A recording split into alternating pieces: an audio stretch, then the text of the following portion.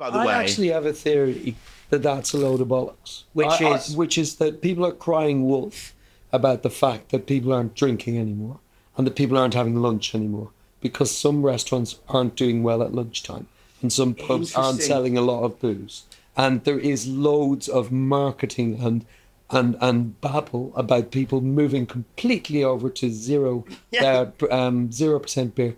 I don't see it. I just don't see it. I don't know what's... Well, you wouldn't sit at a pub and I mean, but for every 20,000... By the way, our Guinness Zero is delicious. Yeah. And I drink it all the time. And it's really great because I can use it as a placebo. Do you do a bit of zebra stripe drinking as well? Occasionally, yeah, I do. Yeah, and I also have semi-skimmed, which is... you get a zero up to 2/3, and then you top it up with the real stuff occasionally. That's fucking good. Yeah. It's skim Guinness. It's a fabulous drink. And honestly, we did a blind tasting with 6 journalists here, drinks journalists, and we gave them 0 against the regular Guinness, and not one of them got it correct. They all thought the 0 was the alcoholic. So as a drink, it's perfect. Yeah, it works really well.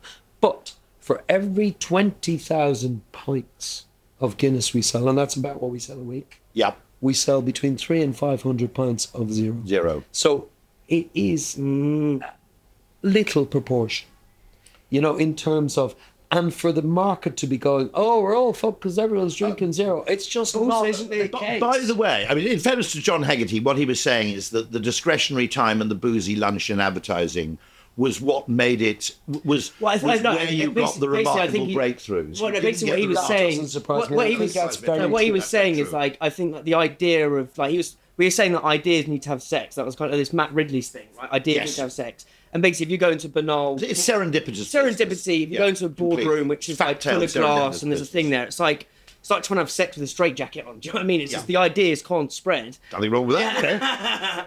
And... really minor fantasies here. You've offended the entire bondage community. The entire bondage community now has been absolutely outraged. But anyway, but he was saying the ideas can't spread, and I think the thing with the lunch is it created this almost as a separate point to the rise of the alcohol-free movement. But how would you say, in terms of creative ideas, kind of booze is laces the trait to that? I think. If you take the advertising industry, I think if you get rid of the 10% of waste, which is ostensible waste. Okay, in other words, people doing things for which which aren't specifically billable or demanded from a client. If you take away the 10-20% of discretionary time and money, it's no longer the advertising industry, nor is it a rewarding place in which to work. So what happens is that in the efforts to cut costs, those things which are magical, discretionary, unnecessary, are the first to get cut. But actually, if you take it's the icing on the cake, without which you haven't got much of a cake.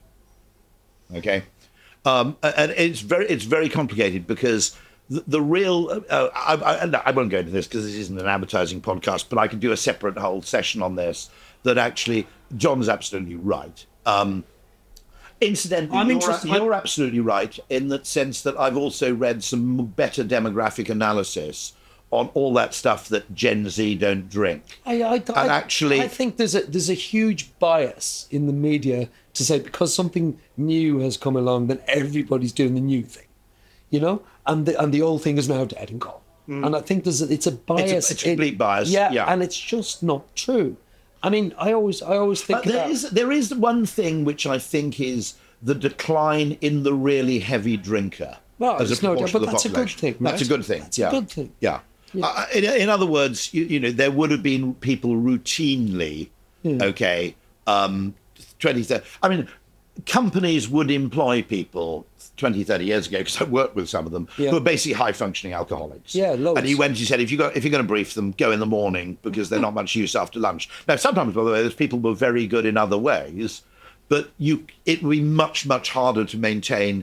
I mean, there's a famous... But I think once again, yes, we remember those and we know them, and they all became a little bit famous, and, they became like Rat Pack and whatever, but they were a tiny proportion of the people doing the work. Also, I think it was very, very time-consuming to be that heavy a boozer. Yeah.